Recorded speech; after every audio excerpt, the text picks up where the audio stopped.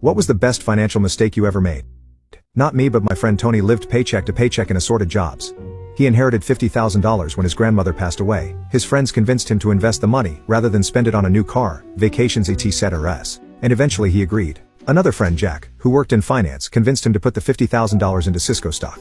This was back in April 2000, just before the tech bubble burst, and Cisco was at its all-time high, around $75 a share. Then the bubble burst, and the stock crashed. 2.5 years later, we were all at a wedding of a mutual friend, and the friend who recommended Cisco was very embarrassed and apologized profusely for his recommendation. Tony, what do you mean? Why are you sorry you made that recommendation? Jack, because the stock tanked right after you invested, and it's continued to go down and down. Your $50,000 investment is now probably worth $6,000 or $7,000. Haven't you looked at your statements? Tony, sure, I've looked at the statements. It's up to about $83,000. It's doing great. Jack, you must have misread your statement. Maybe it said $8,300? When was that statement? Tony, maybe 2 weeks ago, and I'm sure it said $83,000. Jack, that's impossible. After the reception we all went back to Tony's apartment, and Tony pulled out his last statement, which indeed did say $83,000. Then we saw why. Tony bought the wrong stock. Jack had told him to buy Cisco, the high-tech company, and Tony bought Cisco, the food distribution company. Both stocks are pronounced exactly the same. While Cisco crashed, Cisco did great, so that was a very happy mistake that Tony made. Do men really want women to sit on their smile? 1. Most women I've been with have a hard time understanding this as well, but the answer is yes. In my case, I would like to experience moderate to severe cranial trauma. 2. Yes. Don't hover. Don't sit near my smile. Sit on it. 3. Yes. So that I can't breath, or that if I can, all I can pull in is your scent. I want my beard to be dripping when you get up. Your knees should be used to keep my arms above my head so that my hands are unusable. I want my John Wick helplessly pointed upward as I sit there in failed effort to gain some sort of feeling on it. Then, sit up for a count or two as I grab air only to start over again. Once you've crossed the finish line, do the same but this time with your chocolate starfish. Once you're done with me, feed any leftovers from my smile into my face hole. 4. A gentleman always offers a lady a seat. 5. As a woman, yes please. I don't care if your bum alone is 300 pounds, slam that stuff on my nose like a darn cinder block. I want to stand up looking like Flat Stanley. 6. Short answer, yes. Long answer, technically no. Having half of an adult human's weight pressing down on my head seems unpleasant, but I do sometimes want to lay down and have your boys so close to my face that my only options is to lick them. 7. If you fits, you sits. What's one thing about the female body that men might not know? Part 2. 1. The bum area is often darker than the rest of us because there is more skin pigment there. A lot of porn stars bleach their bums. As a result, there are men who are inexperienced with women but watch a lot of porn who are then surprised to see a real chocolate starfish that hasn't been bleached. I saw a Reddit post where a guy broke up with his girlfriend after they had fun time because he thought she didn't wipe her chocolate starfish because it was darker. 2. When the placenta detaches from the wall of the womb after giving birth so it can be delivered, it leaves a wound the size of a dinner plate, and this is a lot of why we bleed for so long after giving birth. 3. There are about a 80% chance that my tampon string is buried in my crack somewhere. 4. Pads are stuck to our underwear, not to our V's. 5. When breastfeeding, milk doesn't come out of just one hole, it sprays out multiple holes. 6. My wife and I saw something on social media about this forthcoming fact and she confirmed it, but she doesn't read it. She told me that sometimes when girls fart, the fart bubble rolls forward instead of back and settles into the vulva. Then it kind of just stays there until you move around. My ex-wife sued me for child support, even though we share custody of our child. But I went along with it and watched her and her lawyer embarrass themselves in front of the judge. Backstory. I have a 5-year-old daughter with my ex-wife. We broke up about 2.5 years ago. We had some ups and downs during our marriage. We never argued or fought per se, but we did negotiate a lot with strong emotions and opinions. Yet, we always managed to find some common ground. That's why it kind of caught me by surprise when she told me she wanted a divorce. I cried for a couple of days, went fishing, and then started planning how to figure things out, because neither of us had enough income at that point to keep our car and our house.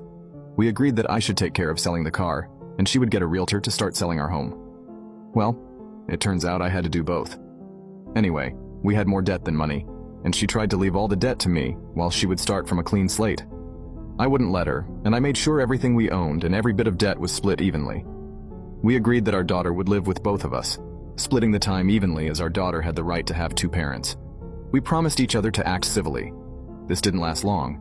We also agreed that since our salaries were pretty even, neither of us would pay child support. We also agreed that she would take care of buying most of the clothes, etc., for our kids since she would get the child benefit, about €100 per month here in Finland, paid by the government to support raising offspring. After the breakup, she started mail ordering new furniture for herself, even before she had found a new apartment. Kind of obvious, but she really didn't have the money for it either. 2 weeks later, she moved out. A week later, I heard from our kid that she had a new man. I didn't really care, just raised some eyebrows. She would often call in sick to her work, usually for nonsense reasons. And when her boss gave some feedback, she didn't fix her attitude. Instead, she just quit. She applied to a school and got in. After about 2 months, she quit the school too and started demanding I pay child support. We got a professional to weigh in and agreed that I still wouldn't pay a dime to her because she had caused her income to collapse. As a goodwill act, I offered to pay for our daughter's insurance. I thought the matter was settled, but then she got pregnant by her new man a few months after our breakup. After our divorce was final, there is a 6-month reconsideration period before the judge finalizes it. She married her new man. These things empowered her to demand money again and again. So now that you know what kind of person we are dealing with, last fall, she again demanded money to support our kid. She was working again, and I knew she used our kid as an excuse because she had expressed envy towards my ability to control my finances to the point that even when I had the same amount of money, I could eat in restaurants, etc. I told her that if she needed child support for legitimate reasons, I would of course help. But all the expenses would have to be calculated properly to know the right amount she would need. Instead, she demanded I pay her 200 euros per month, and she would take care of all the expenses regarding our daughter. She didn't have any real reasons for the demand other than her need for control. She had always been someone who wanted to have the last say in things. On top of her demand, this time she threatened to sue me if I didn't pay her. I pretty much laughed at it until I got a message from her lawyer. At that point, I messaged my ex, telling her from now on, I would only discuss this matter via our lawyers, and started looking for a lawyer myself. During the next couple of months, things started to look really bad for her case. After getting the papers from the court, I noticed her case was based on false data. She and her lawyer had not asked for my income and expenses before they sued me, and she had estimated my income to be a lot more than it actually was. Also, my expenses were estimated to be smaller than actual. At this point, I messaged my ex and asked if she was sure she didn't want to settle. She didn't. So I decided to go with some malicious compliance and didn't try again. After we both calculated every income and expense of both parties with the help of our lawyers, my lawyer and I confirmed that she had enough money to raise our kid. Not only that, it turned out she actually had more money than me for it. Monthly income minus living costs, medicine, etc. I burst out laughing at the absurdity of her case. Even more so when she tried to twist things to her favor by sending false evidence to us and the judge, which we noticed instantly. A couple of days go by and my lawyer calls me. She had gotten a call from my ex's lawyer saying he had noticed my ex's lying, and the whole case was based on lies, and the lawyer wanted to settle. It looked like my malicious compliance would not go through until my lawyer got a message that, for some reason, they would not settle after all. Game on. The judgment. We went to court. Now you can see the second part by pressing share and more. Part 2. My parents disinherited me for being poor. Now they all work for me. I had sudden flashbacks about my family, and all those years I spent trying to forget about the past just came flooding back. I remembered my childhood and the differences in how we were treated. Yet, it seemed like my brother didn't recognize me. After all, the last time he had seen me, I didn't have a full-grown beard and was a little chubby. I asked about his experiences and why he wanted to work here. He told me that he was looking for a way to support our parents after their restaurant went bankrupt. I asked if he had a degree, to which he said that he was a college dropout. Despite the anger I had felt over the years about how my parents treated me, I didn't feel any satisfaction in seeing them suffer. Instead, I felt sad. I offered my brother a job, not just out of pity, but because I believed he could become something more. My brother was a quick learner, and he had the skill of understanding people and getting along with them. This trait made him an excellent salesperson. Watching him grow and thrive was a bittersweet moment for me. My mother recently visited the dealership one morning to drop off some lunch for my brother. You know how mothers always recognize their kids. Well, my brother decided to introduce me, and it took just a couple of seconds for her to realize I was her oldest. Her eyes started tearing up, and she came to me with a hug. I stood there in silence, trying to hold back my tears. My mother looked at my little brother, who looked confused, and asked him who I was. She told him that I was his older brother. My brother's confusion turned into astonishment, and then joy. He hugged me as well, and it felt like I had my family back. We sat down in my office, and my mother, still wiping tears, began to apologize for everything. She explained how, after I left, things started going downhill for them. My father's restaurant struggled to stay afloat amid financial troubles, and eventually had to shut down. They were too proud to reach out to me. My brother, feeling the weight of being the golden child, cracked under pressure and dropped out of college. He had been accepted to a top university, but realized that there were far smarter people than him, which made him feel below average. My mother asked if I wanted to meet my father, and I told them yes. After work, I entered the small, cluttered apartment where my parents now lived. Memories flooded back. Lots of happy memories, but also lots of pain and disappointment. I saw my father, who was once a towering figure of authority, now looking frail and worn. We stood there awkwardly until my father spoke. His voice cracked as he simply said, "I'm sorry." His eyes brimmed with tears as he apologized for the way he had always treated me growing up. In that moment, I felt something shift, and I wanted to forgive him. I embraced my father and told him that it was okay and that all of us should move on from this. From that day forward, our relationship began to mend. We talked, laughed, and cried. We shared stories and memories, and we began to rebuild our relationship. I offered my parents jobs at the dealership. My father, once a proud restaurateur, brought his experience into managing the dealership's operations and ended up finding a new passion in the process. My mother became part of the customer service team and was often praised by customers for her warmth and care. As for my brother, he continued thriving in sales and was on his way to becoming one of our top employees. In the end, my family and I rebuilt our relationship together. It's never too late, and I'm thankful my brother reconnected me with them after all these years. My dog hurt my father while protecting my daughter. He wants me to pay his hospital bill, but in response I just sent him my vet bill. So my dad spanked me when I was a kid. I know it's an abrupt start to the story, but it's true. He always stood by it too, and would say how he couldn't believe how soft we were getting. I spanked my kids and they turned out alright is a sentence I've heard about 100 times. Which is so weird to say in front of the person you hit honestly. Like, yeah dad, you just spanked me, you didn't beat the SHT out of me, but you definitely ruined all trust I had in authority figures and made me live in fear in my own home. So, not great, but I guess we all did turn out fine, and he's just a weird old man, so people tend to ignore him. All I know is that I am never going to hit my daughter the way my dad hit me. Julia is 9 years old and she's the light of my life. I took her up to my mom and dad's place this week because they just put in a pool and it has been the perfect weather for sitting by the water. It was pretty perfect actually, the whole family together and the dogs playing on the lawn. Julia was in the garden pretending to be a farmer. She was plucking flowers from the bush and Grandpa yells, "Julia, don't pull the roses off my bush." But I was in the middle of a conversation, so I didn't think about it. Then I hear my wife shout and I look up and my dad had grabbed my daughter roughly by the arm. I had never seen her that scared before and I started to race over there. I wanted to rip him off of her. How dare he touch my daughter like that? He was winding up to hit her and I was just on the other side of the yard, but it felt like miles because I knew I was not going to get there in time. Like a bolt of lightning though, my dog Spike got there first and bit down on my dad's arm, making him let go of my daughter. My dog is a Cane Corso. For those who don't know what that is, it's a huge breed of dog, and though our dog generally isn't aggressive, this breed are often used as attack dogs. He's a big softie, but I trained him for protection, so it's no surprise that this was what he did. After all, my dad was genuinely about to hit my kid. Spike held on though. My dad was screaming, Julia was crying, the dog was growling, my mom was trying to get the dog off my dad. Blood everywhere. It was complete chaos. Eventually my dad grabbed a garden statue and clocked my dog over the head with it and he let go, whimpering. My dad's arm was totally cut open and he was bleeding everywhere. It was a pretty quick trip to the emergency room, but I wouldn't know because I didn't go with him. I didn't even offer. I went with my wife and daughter to take Spike to the vet immediately. We were scared he would die. My daughter was really shaken up but just kept petting Spike in the back seat saying, "You saved me, Spiky. You saved me." He almost didn't make it, but he pulled through. He has a huge scar on his eye and probably won't be doing well for a while, but we have our protector safe and sound. I got a text from my dad. He said he had to get 27 stitches because of what my dog did to me. He said I ought to call the police for what your animal did to me. He needs to be put down. Here's my medical bill, you can start with that. And then sent me a picture of his hospital bill from the stitches today. I could have unloaded so much trauma and rage from my whole life into that man. Maybe I should have. But instead I sent back a picture of the vet bill I got and responded simply, "You're lucky Spike lived. He better get used to spending more time alone because we are never going to see him again." My girlfriend uninvited me on a week-long trip because her guy best friend is uncomfortable with me. Now she is freaking out because I am throwing away our relationship. My girlfriend wanted to vacation this summer to her mom's friend's house in Hawaii with me and her two best friends. We had been planning on this all spring, and at some point, a friend dropped out of the trip, leaving just the three of us. In early June, once the friend unexpectedly dropped out of the trip, Mike called my girlfriend and told her that now that it was just the three of us, he didn't feel comfortable with me going on the trip since he didn't know me that well and he didn't want to be a third wheel. He said he wouldn't go on the trip if I were to go. Without telling me that this was happening, they changed the plans and made it a trip just for the two of them, and they changed the location to a beach in Costa Rica.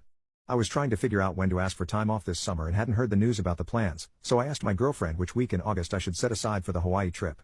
She let me know that, actually, she had talked to her friend and that he didn't want to go if I were going, so she was going to go alone with him to Costa Rica. She said we could go another week later, maybe to Mexico City. I was upset and tried to talk with her about how the situation made me feel, especially since this wasn't a case of a separate trip being set up ahead of time. This was a case of me being invited and then uninvited from a week-long tropical vacation with a guy friend of hers who I had never met before. We eventually decided to make a trip together to Copenhagen, which we both wanted to visit as compensation. I also asked to meet him to feel more comfortable with the trip. We spent the 4th of July going to see him and his girlfriend in the city where they live. And although it was nice to put a face to a name, it was ultimately a very cold trip, and he was not at all welcoming to me. My girlfriend remarked on how unfriendly he was to both of us, she thought, and said she was surprised he didn't act warmly to me. I went out of my way to get to know him and his girlfriend, but it didn't click. Even after several days, they were somewhat cold to each other as well. They bickered a little about their future and his 3-week trip without her, scheduled for the same time as our trip. This had been my effort to feel better about the trip, so I told my girlfriend that I still didn't feel comfortable with things and was insulted by how it was handled. I had tried to make things smooth between us, and I asked her to please come up with something to help me feel better about the trip.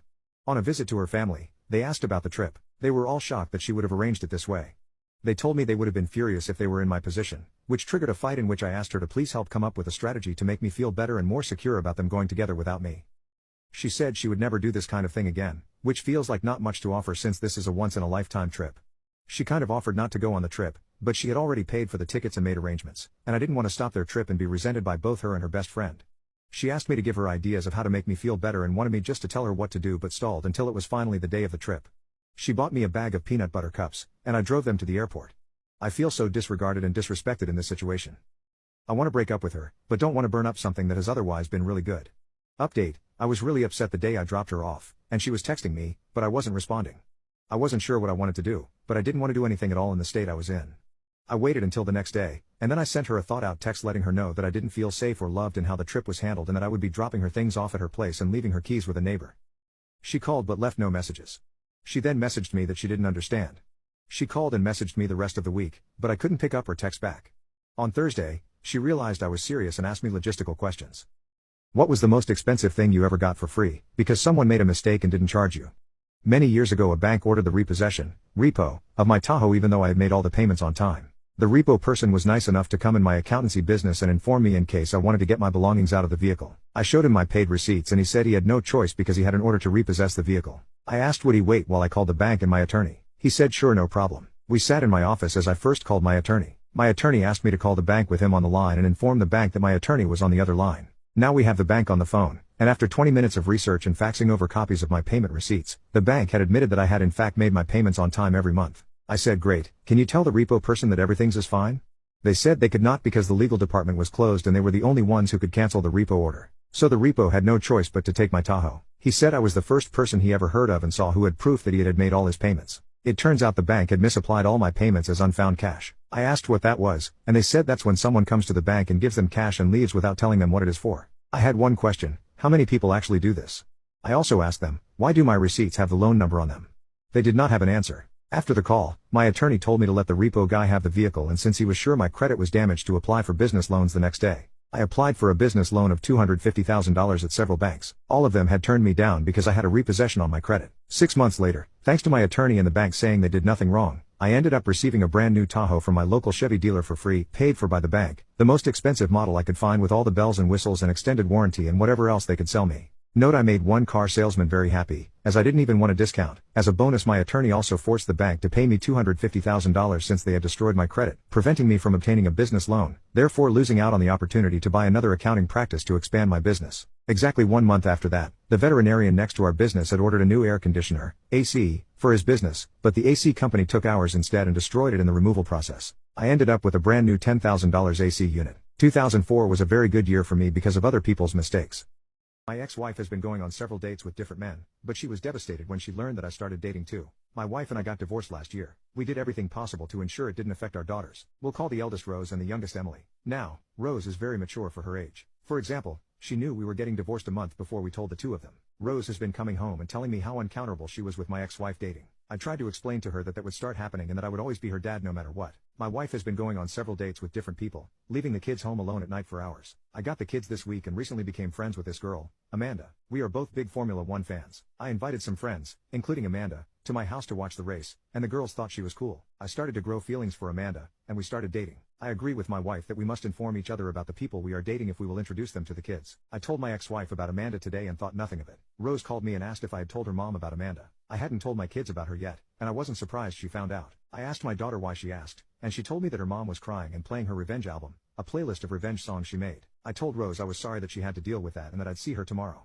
I felt bad for her but couldn't do anything about it. That's when I got an email from Rose explaining that she could no longer text me about this because her mom was checking her phone, so she used her school computer. Emily had told my ex-wife to support me and that she couldn't get mad that I was dating somebody if she was dating multiple guys. Rose told me her mom threw tantrums and yelled at her sis for 10 minutes. Rose then told me that when her mom came in to say goodnight, all her mom said was, "Fuck my life, Rose, you are smart. One day, you will put the pieces together." Now, my daughter is confused about what that means, and I am worried about their safety. I am friends with the police around there, so I called one of them and asked if they could check on my kids because I was worried about them. My kids were fine, but I was told that my ex-wife had all of her close friends over while she was throwing it. My controlling wife canceled my plane ticket so I can't attend my brother's wedding. Now, she is giving me silent treatment because I drove for 4 hours to get there instead. My wife and my brother were not in good terms since my brother had a girlfriend. My wife called Mark Beach for having a girlfriend despite being 19. But my brother would always tell her to F off because she has no say in his life and she is not his mother. He would often tell me that she doesn't like my wife because she is giving him the creep, but I tell him that she is a great woman if you get to know her well. My wife told me that she just wanted my brother to have a good future and having a girlfriend at his age won't help. Eventually, 2 years later, Mark met his fiancée and will be marrying next week. We live hours away, which is an issue for my wife. When we first got the invite, she told me that she wasn't going, that she would stay for the kids, and suggested I do the same. Since the wedding doesn't allow kids and my wife doesn't want to hire a babysitter after the last one had robbed us. He was the one who discovered the robbery. I never saw or talked to the babysitter after she kicked her out. We had gone back and forth on me going to my brother's wedding, but I insisted on going since that's my only brother and I want to attend what might be a once-in-a-lifetime event for him. She chuckled at my statement, then we stopped talking about it. As the wedding was approaching, she brought it up and told me to miss it and stay with the kids. I suggested that since no babysitters were allowed, I could get my friend to stay with the kids, but she refused. I ignored her, spoke to my friend who agreed to watch the kids and booked a ticket to travel to my brother's town in time. My wife found out and went on about how she had work and that the most logical solution is that I stay home with the kids and let her make her living. I told her that I already took care of the kids and they'll stay with my friend. On the day of my flight, I dropped the kids off at my friend's place and then headed to the airport. To my shock, I found out she had canceled my plane ticket. I was upset but still insisted on going, so I went home and got into my car and drove 4 hours to get to the town. At 5 p.m., my wife called and was freaking out on the A. I was terminated over a false rope accusation and now the company tells me I can't sue them. I held a management position at a company. I asked a regular worker of the other gender to step into another room to talk about her work away from other workers. She was going through a breakup and had made a few errors, and while I didn't want to make her feel bad, I did want to make sure the errors were fixed. She said okay and thanked me. An hour later I was walked from my office by security and was told by my boss that a personal harassment complaint had been made and proper steps were to suspend me. I asked what it was and was told, "We need to check." I can't say that. He said it shouldn't take long and if I wasn't bad of anything, I'd be paid for the time out. I asked again what the accusation was and was told that as there was an ongoing investigation I was not allowed to know, but if they had questions, I would be asked. I wasn't happy, but knowing that I didn't do anything wrong, I left the building. Later that night, I got a notification on my phone that my email password was wrong. After 2 days, I called my boss asking for an update and was told he was not there, but I would hear something soon. I began calling every day and got the same answer. Finally, I got a letter in the mail saying I was fired for showing myself and asking for personal favors from a worker, and also trying to rope her in the office. The worker listed was the young lady I'd taken into the side room. I quickly called my boss and was told, he's not there, and said to say the matter is done. My friend, the IT guy, messaged me on Facebook asking what happened as he'd been told to turn off my accounts. When I told him the whole story, he said, "You took her into that room. Dude, there's a security camera in there. We keep some important stuff in there, so we always have the camera on." Sure enough, he shows the footage and there I am, holding a pile of papers, pointing to them, and keeping my pants on the whole time, not going near her and definitely not trying to rope her. I left a message for my boss that the supposed incident happened in a room with surveillance and that I would be contacting a lawyer and subpoenaing the video record. I got a call back 15 minutes later asking me to please take part in a phone talk with him and HR. The talk one is supposed. They didn't know it had happened in a room with surveillance. They have a no tolerance policy that they have to follow. You can't be too careful these days. They regret that this didn't come out sooner. They've already replaced me, and as it wouldn't be fair to fire my replacement as she's done nothing bad, they don't have a job to give me back. However, as a nice thing, they're going to pay me through my suspension, change my file so it says that I voluntarily left, and give me a good reference. I said that wasn't okay. They made a wrong accusation against me, kept back important info that I could have easily said wasn't true, wouldn't take my calls, and totally didn't do their own investigation by not checking video that would have right away said I didn't do it. They asked what I thought would be fair.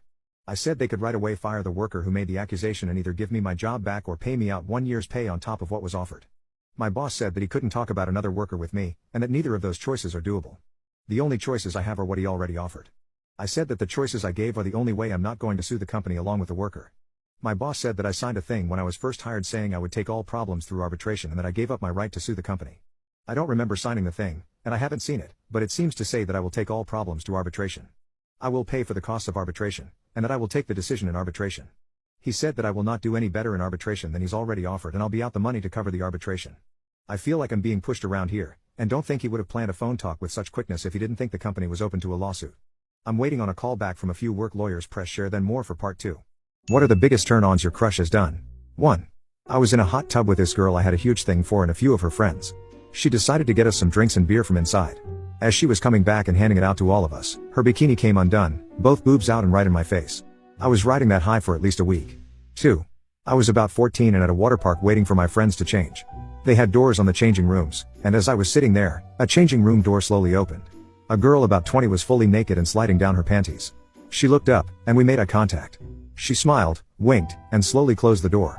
My friends all came out oblivious to what had just happened, and I had to walk with my towel in front of me for a long time. 3.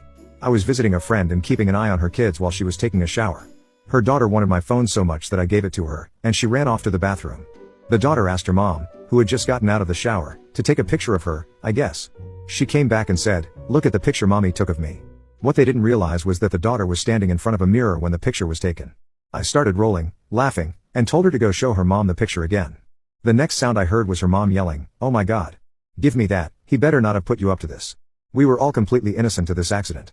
I married a transgender man purely for convenience and over time have accidentally fallen in love with him, but I'm way too nervous to say it. I think he likes me too. I am a gay man and I come from a wealthy and traditional Asian family who are kinda homophobic. I have made it very clear to my family years ago that I would not marry a woman but that I would not torment them by marrying a man. Hence I would just stay single and they would stay out of my business. That worked for about 4 years with the exception of being called the F-slur as a joke by my dad every time I saw him. Well, last year I went to visit and they trapped me into a visit with this girl that was the single daughter of my dad's friend. We were both essentially left alone in a room and we both did not want to be there. Anyway, the person was straight to the point and said, "Listen, I'm a trans man who has not yet gotten bottom surgery and I do not want to marry you, and you do not want to be with me because I'm a man." I let him know I was actually gay. We became friends and he found the whole thing hilarious, as did I. We exchanged numbers. My family was delighted I was being cured from my gayness. He was genuinely nice to talk to, so it was a good situation. As time went on, our families kept pushing for marriage between us. I don't know why, but we agreed and very quickly got married just for the sole purpose of getting our families off our backs. This was in June last year. He moved to my country in August and we just pulled a giant scam on our families and got away with it. He got a good thing out of it. Attending grad school, I would pay. He would live in the guest bedroom and live his life. I also had a good thing out of it, a wife and no more cutting remarks about being gay. I also gave him my permission to cut his hair short and stop dressing feminine like his family forced him to. The reason for this was because in our culture, if a husband is okay with his wife doing something, her family can't say anything because her husband has authority and control over her. It's gross and misogynist and condescending, but it worked out for us. They can't say anything to his appearance even if they wanted to. Now, things have been smooth sailing for us. He started school, made friends and is comfortable and happy. I work, come home, mind my business and have a good roommate. But recently, starting around Christmas, we accidentally started getting closer. He started watching TV with me, eating with me, buying me stuff, texting me more frequently. He also moved into my room permanently last month. That has slowly escalated to us cuddling, both while awake and sleeping. Sometimes, he will just sprawl out on top of me and cuddle me while doing random things and I am unsure what it means. He's also started sitting in my lap and nuzzling me whenever I do something he thinks is cute. He also makes jokes about us dating and getting pets and showering together. I can never tell if he's serious because he jokes about everything. We also almost kissed twice, initiated by him while cuddling. But he goes red and jumps ship at the last minute and starts making jokes about how he's never do that. He also gets flustered around me and he keeps commenting on how big and tall and strong I am because he's tiny. I understand why he might not kiss me. I'm scary looking. I'm not very expressive or talkative and just let him speak because I like hearing him speak. And so when he initiates something and I look at him like a brick wall, he must think I don't want this or something. How do I fix that? Nowadays you can cut the romantic tension in this house with a knife since we're constantly together. I would say I definitely feel something for him. I want to take him on dates and kiss him and let him speak as much as he wants and watch all the TV in the world with him. I want him to be happy and I want myself to be happy. How can I show him that I like him? Flight attendants, what's the dirty little secrets of your industry? 1. A friend of mine who works for Emirates told me this little gem. Whenever they fly into Saudi Arabia, Emirates makes the flight attendants lock the entire galley including all the food, water and drinks, all the napkins and cutlery too. This is because in the past, Saudi Arabian authorities would come on board and literally take anything they want and walk out. And there was nothing the airline or staff could do. 2. I once overheard a phone call at the gate check-in. A flight attendant was hungover, slept in and was going to be pretty late. A minute later, the person at the kiosk made an announcement about how some pre-flight maintenance was going to delay the flight. 3. The flight attendants already know what you are going to say. Every joke, come on, request, complaint. They know you are going to say that thing. If this is their third flight of the day, they've heard it 6 times already. No one is clever on an airplane. 4. My roommate's a flight attendant and she says the flight crew, including pilots, often stays at the same hotel and parties together, and that the pilots often sleep with flight attendants regardless of marital status. I don't know if that counts as a secret of the industry, but she says it is.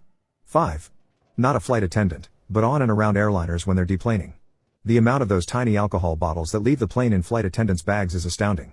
6. With South African Airways, it was the fact that flight attendants were stealing from people's bags. 7.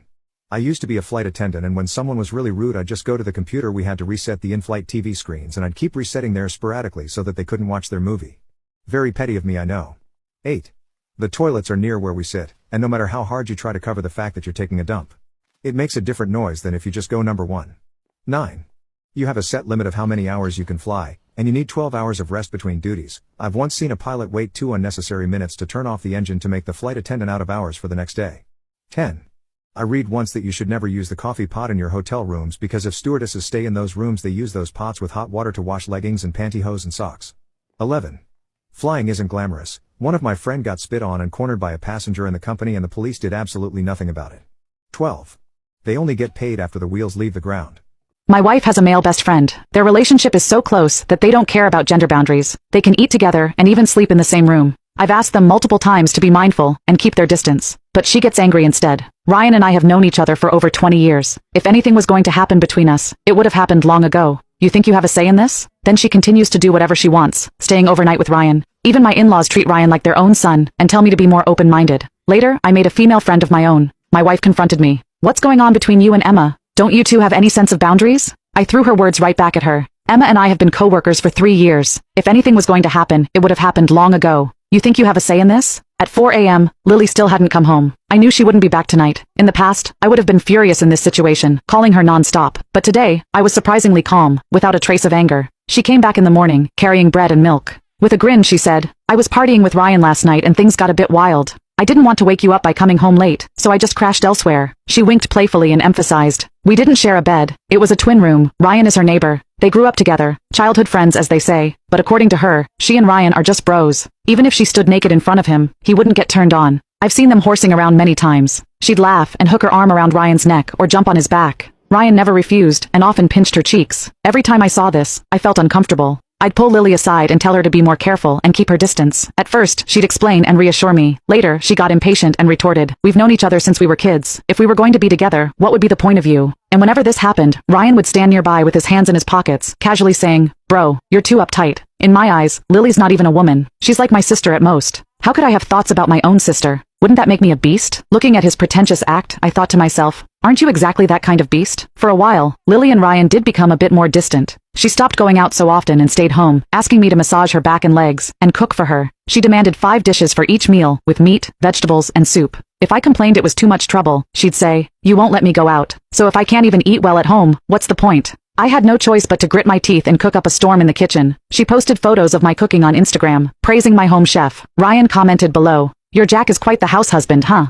Other mutual friends chimed in. No wonder you're not going out lately. Someone's keeping you well fed at home. The tone was subtle, but I couldn't help frowning. Lily got upset again. You're such a big man. Why are you so sensitive? I show off a little and you're not happy. Fine, I won't post about you on Instagram anymore, okay? After a few rounds of this, it seemed like I was always the unreasonable one. Gradually, Lily became less and less patient with me. The distance between us grew wider and wider. No matter how hard I tried, I couldn't seem to get close to her heart. What are you thinking about? Lily waved her hand in front of my eyes. I snapped out of my thoughts and looked at her smudged makeup and wrinkled clothes, suddenly feeling exhausted. She noticed my bad mood and softened her voice to coax me. Honey, are you mad? I didn't say anything, so she took my hand. Don't be upset, okay? I'll keep you company this afternoon. Oh, didn't you want to buy a new suit recently? Let's go to the mall today. I'll buy it for you, okay? She always did this. Slap me, then give me candy. She took advantage of my love for her, manipulating me recklessly, as if certain I wouldn't get angry or leave. In the afternoon, she dragged me to the mall, browsing the brands I liked. This one looks good. Try it on. She picked out a dark gray plaid suit, my usual style. When I came out of the fitting room, I saw her holding up her phone, posing. She was on a video call.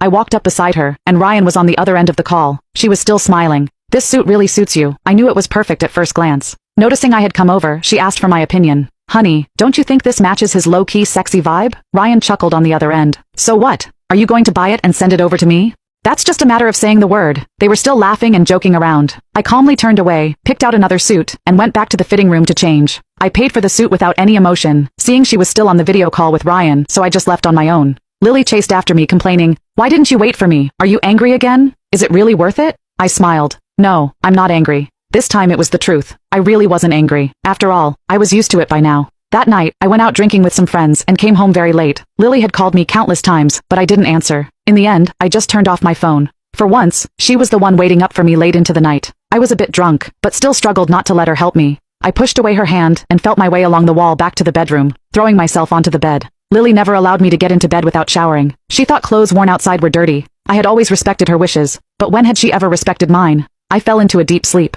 After that day, Lily started treating me with extra care and attention. She prepared loving breakfast for me every morning, sent me lots of messages during work hours, and even came to have dinner with me when I worked late. It seemed like she was trying to prove through her actions that she had changed. Until one day, I got off work early for once. She said it had been a long time since we'd had Western food, and there was a newly opened restaurant nearby that she wanted to try. I agreed, and went straight there from the office. I arrived a bit early and was looking at the menu when I looked up and saw Ryan walk in with her. I took out my phone and sent a message. As Ryan sat down, he apologized. Sorry to crash your date. I just happened to be in the area on some business, and I've been wanting to try this place too. You don't mind, right? I don't mind, I said flatly. How about this? This meal is on me, as an apology, he said with an easy smile. Come to think of it, Lily sent me that suit last time, and I haven't properly thanked you yet. I glanced at Lily. So she had bought the suit for him after all. Lily seemed a bit nervous. We really did just happen to run into each other today. Ryan's not an outsider, and it's more fun to eat with more people, right? Ryan laughed and patted Lily's shoulder. Look how nervous you are. Jack and I have known each other for so many years now. What's wrong with having a meal together? Lily looked at me and quickly moved away from his hand.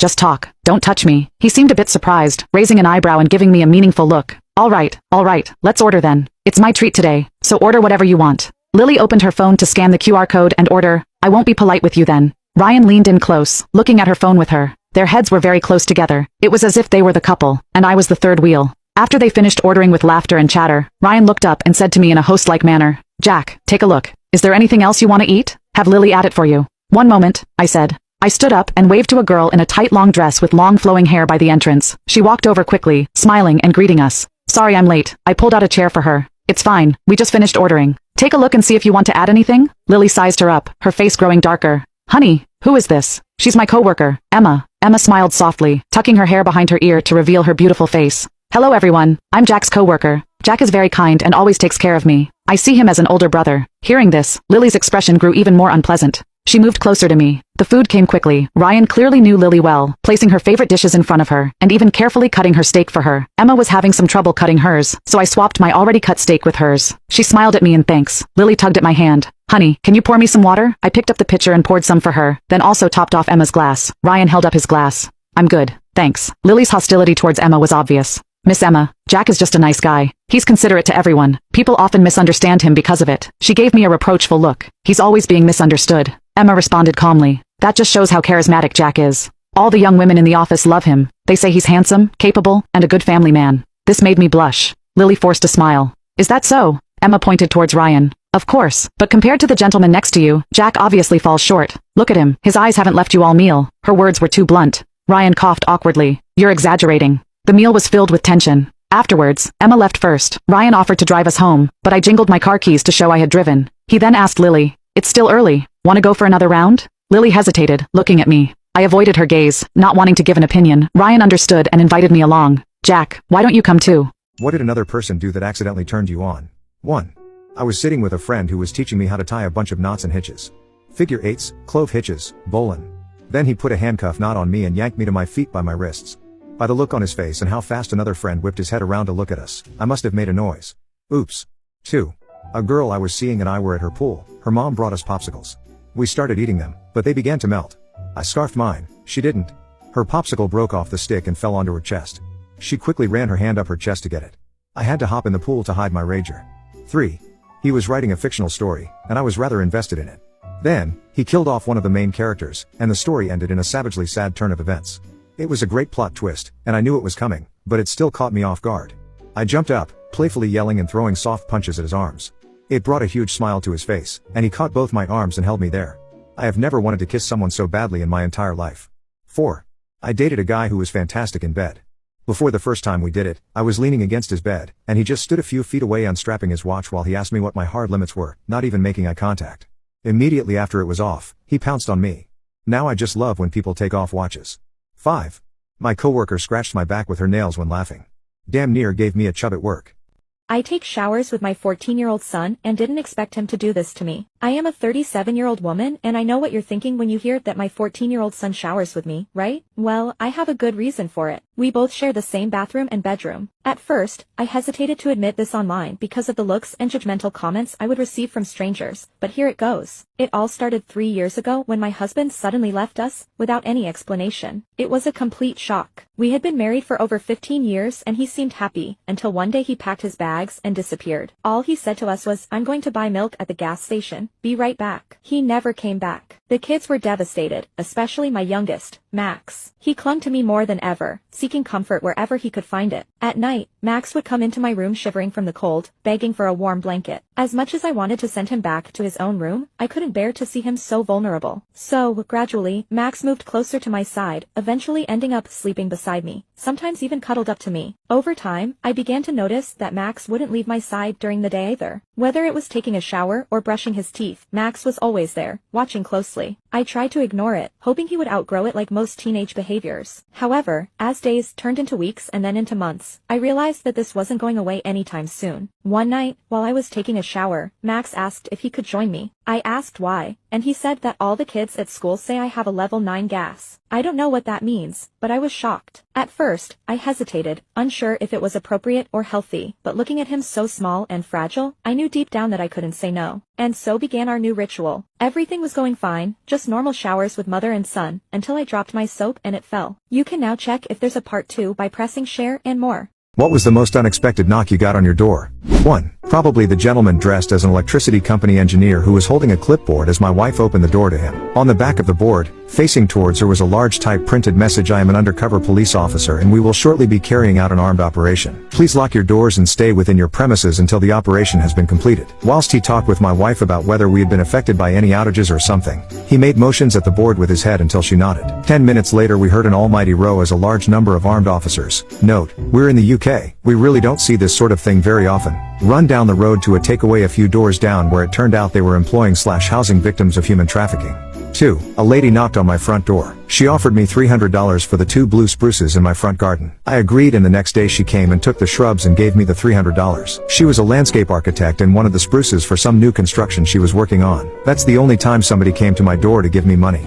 3. We once got a knock on our door at about 2 a.m. My husband opened the door to a drunk teenage boy who demanded to see our son. When we asked why, he insisted that he had seen my son's truck parked at his girlfriend's house about an hour previously, and had driven around the neighborhood until he found it parked in front of our house. He wanted to confront our son for sleeping with his girlfriend. Our son was 6 at the time and of course asleep in bed. The truck the guy had tracked down was mine, and hadn't been out of the driveway for 2 days. We ended up having to call the police to remove him, as he refused to leave until he saw our son, and we weren't about to allow that to happen. He was arrested for underage drinking and trespassing. 4. For 10 years I lived in a very poor, crime-ridden area of town. No one really bothered me, but there were a lot of murders and robberies around my house. I was surprised by someone knocking at my door at 10:00 a.m. on a weekday. People only came to my house after calling in advance, not wanting to come over unless I was there. I opened the door and there was a man. He asked me if Javon still lived there. They were friends. He was a person of color and I am white. I told him no. He asked me if I was sure. I said yes. He walked away. It was a ploy to knock on doors to see if anyone was home during the day and rob the house. I called the police and they said they would check. I told my wife and she was concerned. We went through the day without much happening. I had to work night shift that night. I left for work at 6:20 p.m. 10 minutes after I had left there was another knock at the door. My wife looked through the blinds and saw it was the same guy from earlier. She is a former Marine. She went in the bedroom and got her .380 pistol. We have a security door. She opened the door and he started another baloney story. She pointed the gun at him and told him to get down on the ground. Then she called the police. They came and he had several warrants for robbery, rape and other crimes. That was an unexpected knock. Twice.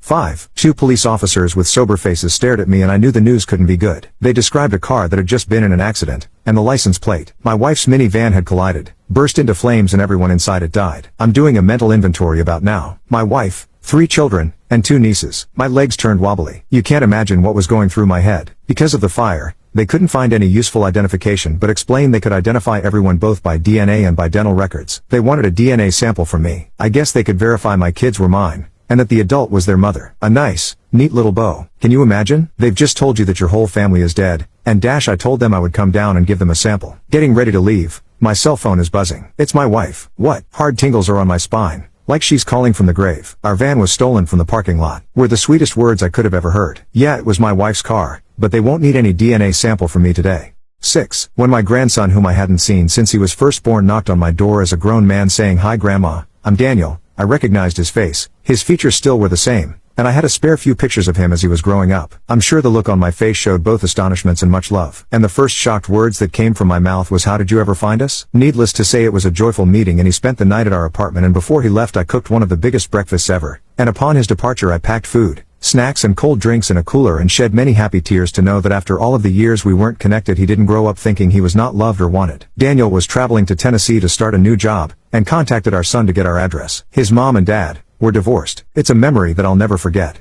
2 weeks after we brought our daughter home from the hospital, Child Services was called on us. We never found out who called or why. When I opened the door to find a woman who identified herself as a caseworker for DSS though, I was definitely taken aback. She did a walkthrough of the house, asked us to show her the nursery, and we also showed her the bassinet we had set up in our bedroom. She made notes as she was walking through, then explained to us she would be doing a surprise visit sometime in the next 2 weeks. I thought to myself that the first visit was a surprise enough. About a week and a half later she came back, walked through again, then told me she doesn't know why she was called, as it was obvious to her our baby was well cared for. She thanked us for our time, and that was the last we heard of it. What is something your child said that you'll never forget? When my son was a toddler, 2 of my best friends were gay men. We're still friends to this day. In fact, my son, Max, was a favorite of theirs, and they treated him like a favorite nephew, playing and joking with him, rolling around in the grass, wrestling, and so on. Max knew they were gay but had no idea what that actually meant. One day, he asked me, "Mom, what does gay mean?" I took a deep breath and thought, oh, heaven help me. Parenting moment. I said, "Well, if you were going to get married, would you want to marry a girl or a boy?" He replied, "Well, if you're a boy, you're supposed to marry a girl, right?" I explained, "Well, most boys do, but if you're gay, you'd rather marry a boy." "Oh," he said. "Okay." Of course, this wasn't the full explanation, but you don't always give a 5-year-old the whole story. Thankfully, though, this answer seemed to satisfy him. A few weeks went by, and one day we were on the city bus going downtown. We would get off near his daycare center, and I'd take him to daycare before walking the rest of the way to work. We were sitting there when the lady across the aisle leaned forward to talk to Max. He was very cute, of course, what 5-year-old isn't? She asked him all kinds of typical questions. "How old are you? Do you go to school? Do you have sisters and brothers?" And on and on. Then she asked, "Do you have a girlfriend?" Max replied, clearly and distinctly, in a voice that the entire bus could hear, "No, I'm gonna be gay." The lady fell back in her seat, shock all over her face. Every head on the bus turned to look at the little kid who announced he was going to be gay. I burst out laughing and said, "Buddy, you don't get to choose." And then I laughed even more. What is the most disgusting thing you have ever done that you took pleasure in? My wife and I had 2 wonderful daughters, 13 and 10, and a pretty healthy relationship. At some point things started to appear off. She got very clingy to her phone all of a sudden, made sure to delete the saved password feature on our common PC, stated having phone calls that suddenly ended when I came into the room. You can probably guess what it was. Now having 15 years of marriage behind us, I was hoping it wasn't what it obviously seemed to be. So one day when she told me she was going to spend some time with the girls, I decided to follow her. Sure enough, I find her driving to a hotel to meet with a guy I will call Steve. To say it was a gut punch was an understatement. I literally cried for an hour straight. After I was done with my self-wallowing phase, I decided the best course was getting even. I thought of several scenarios that may or may not have involved me hurting Steve. Eventually I decided to do things more civilly and more importantly legally, but only just. So the first part of the plan was gathering evidence. I could have just gotten a pie, but I had something better in mind. So one day when my wife was at her job and the kids at school, I installed some small secret cameras and microphones I had bought. Due to the setup of our bedroom, I even managed to get one perfectly overlooking the bed. I didn't however use them while I was at home. So a couple of days pass, when I proposed to my wife that the second to next weekend I should take the girls on a trip and stay a night too. I more often than not was the one cooking. I took a far more active role in raising the girls and showed them a lot more patience and attention. She was usually busy working or drinking, so me going alone with the girls on a trip wasn't that weird. So 2 weeks pass, in which time I get my affairs in order and contact a lawyer to write up a separation agreement that would involve me keeping residents in custody. I go on the trip, try to not give anything away to the girls and wait and see if Steve and my wife fall into the trap. When I returned I checked the recordings of the weekend, and sure enough it's a 36-hour fest. When they weren't doing the deed, the dialogue was something even better. I found out that Steve had a wife. But even worse, they also talked about me. And I heard the obvious character assassination that I expected about how small my PP was, an insecurity of mine, how I didn't satisfy her. But there was some really hurtful stuff, like her telling Steve some of my deepest secrets and shameful stories that I had only told her about, just so they could have a laugh. She even told him about my dope story and how I attempted to take my life when I was 16. So at this point I didn't have any doubts on what to do. The next day when the kids left, but before my wife left, I confronted her with the video and told her that either she signs the separation agreement and leaves the house or the girls are going to receive an in-depth explanation of all the positions in which mommy cheated on daddy. I wasn't going to do that. Just to be clear, I love my daughters too much, but I put the threat there and she was too emotional to realize my bluff. She went through all the stages, denying everything, trying to bargain, threatening me, and getting angry. I let it go through all that stuff. Eventually she signed the paper and she departed that very evening after she told her goodbyes to the girls. I didn't show or tell the girls anything graphic. I was always very honest with them, which is another reason why I was always the favorite parent, so I just said that mommy had been unfaithful. The younger took some time figuring it out, but that was made up by my older getting mightily upset. She had just gotten her first boyfriend, as I'm not sure the term really applies at that age, but she knew enough of the world to get mad big time. This would be important at a would-be custody battle, as though she did for the moment agree to give over custody. I feared, and I was right to fear, that she would try and fight me for the kids. What I didn't expect was for her to use her visitation rights to talk crap about me. Basically she started telling my younger kid about how it was all my fault for not forgiving her. Her lawyer even started demanding she receive custody. So I finally activated my revenge plan. Enter trip to South Carolina. Why South Carolina? Simple. Fort Sumter. I really wanted my daughters to see it. I definitely did not go there because it is one of the last places where revenge porn isn't illegal, and where I could upload my wife and Steve's doings and intimate moments with no worries on the internet and other such sites, as you cannot be prosecuted for crimes that weren't illegal when and where they were committed. I especially made sure to include the clip where Steve could not get it up. I sent the links to my wife's employer, her clients, and everybody in her line of work just to be sure, to Steve's wife and to his firm. Steve soon got a divorce. I feel sorry for his wife as she was an innocent victim in all of this, but I think it's better that she found out. As for my wife, this was the end of any chance to get custody. She soon got fired from her job of 8 years. I got custody. Yes, due to her being unemployed, I got no alimony, but honestly I make enough money to sustain both me and the girls, so I don't care, and I'm good enough at caring for them and they are old enough to allow me to have a full-time job. Several months later, my wife is still unemployed. Last time I spoke to her wife she threatened to come and take my life, and how this will be revenge for ruining hers. My mother sold my soul to the devil. Yes, it's almost as crazy as the title sounds. My mother is what they call a sexist. All she wanted were sons. She lived and breathed to have another son. Naturally, when my older brother was born, she was very happy. 3 years later, she begged my father to have another child. When she discovered we were twins, she got excited about having 3 children. Then my brother and I were born, and she saw that I was a girl. She was desperate. I was always the child she liked the least, and she never tried to hide it. While she named my brothers Anthony and David, which mean invaluable and beloved, respectively, she named me Lilith, which means night monster.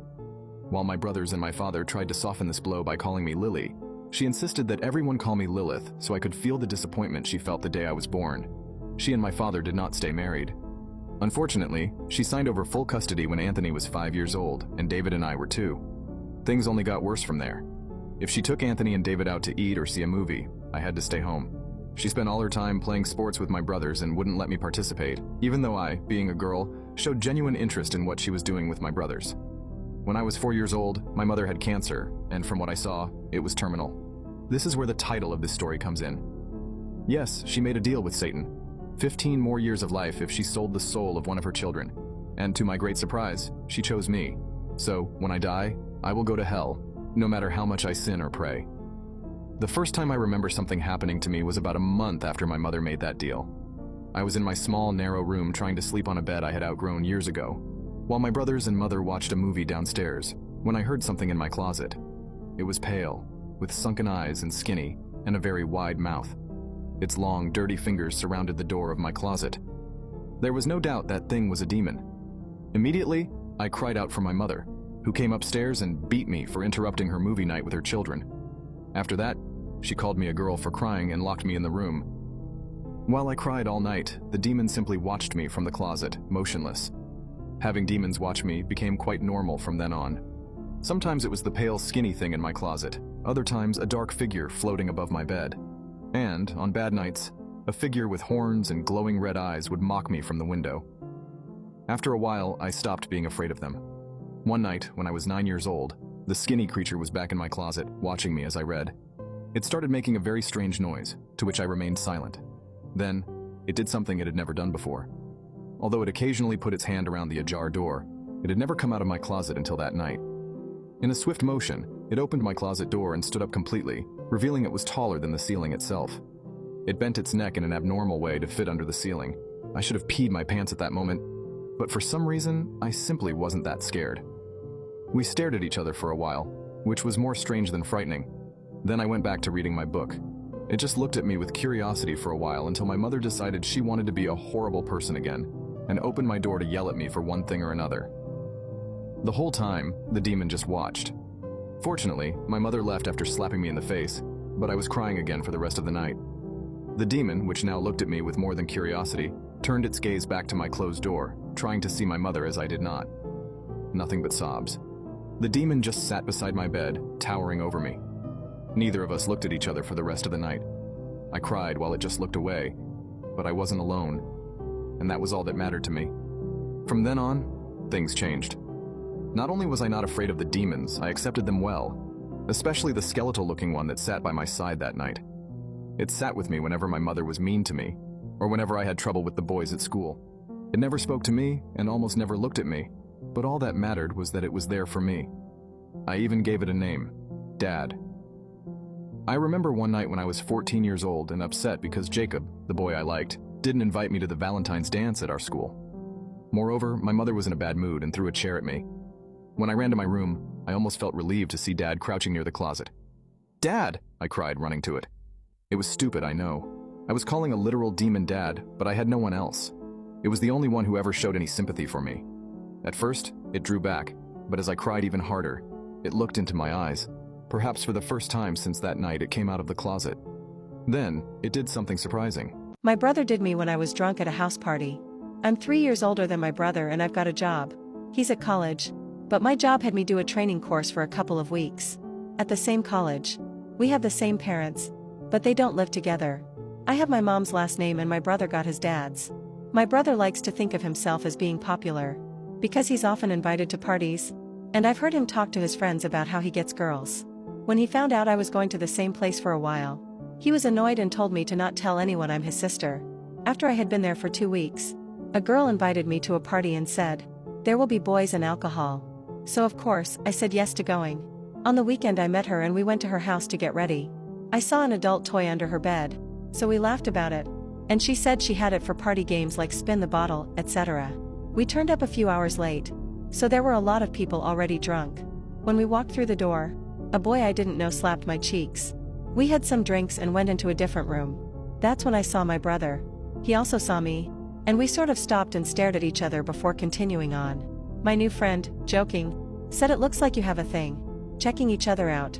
Which I laughed off and said he wishes to act like I didn't know him. We mostly avoid each other for the rest of the night. Apart from getting drinks. But it comes to a part in the night when most people have gone home. Or passed out asleep somewhere. There was no one else awake beside my brother and my friends. So my friends decided to ask my brother if we could hang with them. My brother said yes, however, I didn't expect what he was going to say to me. Press share and more for part 2.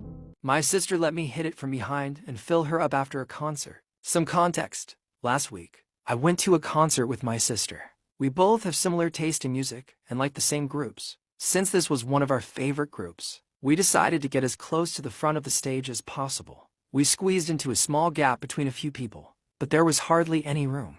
My sister had to stand in front of me, and as soon as the band starts playing, more people start pushing, and I have nowhere to go except right into the back of my sister. So, basically, we are really close together. I tried to stop it from happening, but there was just nowhere to go. The more and more I'm trying to move, I just keep getting pushed towards her. I thought to myself, oh, no, she's going to think I'm a creep. But she didn't seem to notice. Then I realized that it was that she didn't notice. It's just that she didn't mind, because she was actually pressing back into me. I'll admit my sister has her fair share of beauty. She has a really great body due to her being really active in the gym. So for the rest of the concert, she's really close towards me. After the concert ends, everyone pours out of the venue, and I offer my sister a lift home. As I drove, she agrees, and we walk back to my car together. Speaking about the concert, everything seemed fine, but neither of us mentioned what happened. We got in the car, and as I'm driving back, my sister mentions that her roommate is at home tonight, and how it's a shame. She then says something I didn't expect. Press share and more for part 2. My big sister accidentally rode me. Alright, so I'm gonna try to make this as short as possible. So me 18M and my sister 20F have always had a good relationship. We are kinda touchy, not in a weird way, but we always hug and cuddle. For example, I'm pretty sure I could slap her yacht and she would joke it away. One day I came home from school around 2 p.m. because my last class was cancelled. My sister came home around 3:30 p.m. Our parents worked 9 to 5, so we were home alone. When she came home she changed clothes to Nike Pros and a crop top. After that, while I was chilling on the couch, she came jumping on me to hug me. She was in a perfect cowgirl position while she hugged. She tickled me around my neck. I could feel her fat yacht and her tan thighs grinding on my hot dog back and forth. I immediately got rock hard and she might have felt it. She was sitting on me for 10 seconds or so and then she got off to get food. I don't know if she did it on purpose, but it seemed normal to her since we have a good bond. I don't want to be weird to my sister, but since that happened I'm starting to look at her in a structural way. I was so excited about her that I set up hidden cameras in her room. I wanked to her every day. Is this normal? Follow for more. On my wedding day, my fiancé lost a game and had to feed his childhood friend alcohol mouth to mouth. In response, I turned around and kissed his best man. Surprisingly, I didn't feel angry at all. Instead, I felt a strange sense of relief. But my best friend didn't feel the same. She rolled up her sleeves, ready to start a fight. Mason stepped in front of Claire, glaring at me. Audrey, if your friend dares to touch Claire today, this wedding is off. I nodded. I pulled my friend back and motioned for them to continue with the game. Seeing me silent, Mason assumed I was angry. Can you stop being so jealous? How many times have I told you Claire is just like a sister to me? His tone was full of frustration. I gave him a lazy smile and replied, I'm not mad. You guys go ahead with the game. We'll wait in the room. Faced with my calm response, he had nothing more to say, and sat down to continue playing Truth or Dare with his buddies. Soon, Mason lost again, and he chose Truth. Claire quickly took the chance to ask a question, looking at him tenderly. If Audrey weren't here, would you marry me? As she spoke, she pulled out a black duffel bag from behind her, revealing stacks of $100 bills inside. There's $200,000 in here. It can't be a dowry, so just take it as a gift. Faced with this unexpected scene, Mason froze for a moment but quickly regained his composure, looking moved and emotional. Amid the shocked gazes of the crowd, he slowly nodded and said, I would. Everyone's eyes were filled with shock as they all turned to look at me. I got up from the bed, hiding my entertained expression, and began clapping. Let's congratulate this couple for finally getting together. May you have many children. I said it sincerely, but everyone thought I was furious. Mason frowned and spoke up, clearly unhappy. Audrey, how many times have I told you? It's just a stupid game. What's with this nonsense? Are you crazy? It's our wedding day. What do you mean by saying that? Are you trying to call off the wedding? Listening to his accusations, I couldn't help but find it all amusing. Who exactly doesn't want to get married? He spoke again. We're not even married yet, and your possessiveness is already out of control. I hate being tied down. You better change this nasty habit today. Saying that, he slammed the door. You should stay in here, narrow-minded and jealous as you are. We can't enjoy ourselves with you around. Claire looked smug as she provocatively held onto Mason's arm. Don't worry, you stay here. We'll call you when the game's over. On my wedding day, my husband shut me out of the room. I was forced to watch him act all intimate with another woman while the guests gossiped, holding their envelopes. Just thinking about it made me feel pathetic and ridiculous. But everyone else seemed to think it was completely normal. They weren't surprised by Mason and Claire's flirting. In fact, they acted like my role as the clown in all of this was perfectly natural. In the past, I would have flipped the table and screamed at everyone. It would have ended in an ugly argument. Mason would say that he and Claire were just friends, and I was the one with dirty thoughts. He would be disappointed in me, claiming I was ruining everything and didn't trust him. No matter what I said, he would give me the silent treatment, and even meet up with Claire on purpose, just to make me jealous, until I finally begged for forgiveness like a dog. Only then would he interrogate me, making me admit I was possessive to the point of being irrational, and that I needed to trust him unconditionally. Over the years, through constant manipulation, I had turned into a lunatic who followed Mason's every word.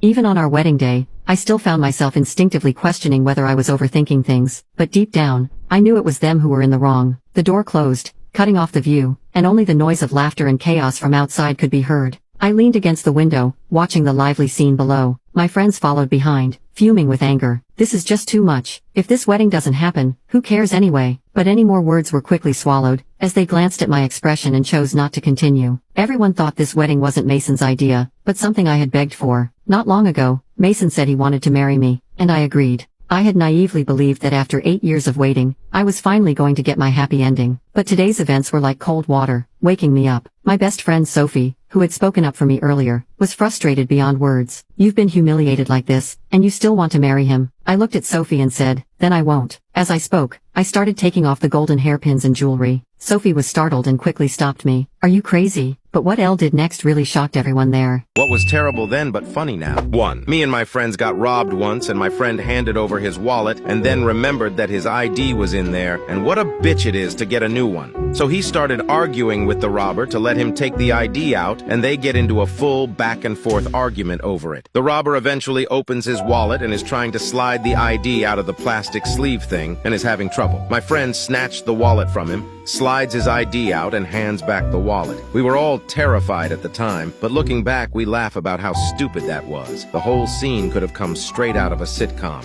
2. One time I was hooking up with this girl for the first time in the backseat of her car. I was going down on her and I noticed that she was really wet, almost too wet. I didn't think much of it and kept going. At this point I noticed the taste of blood. Fuck.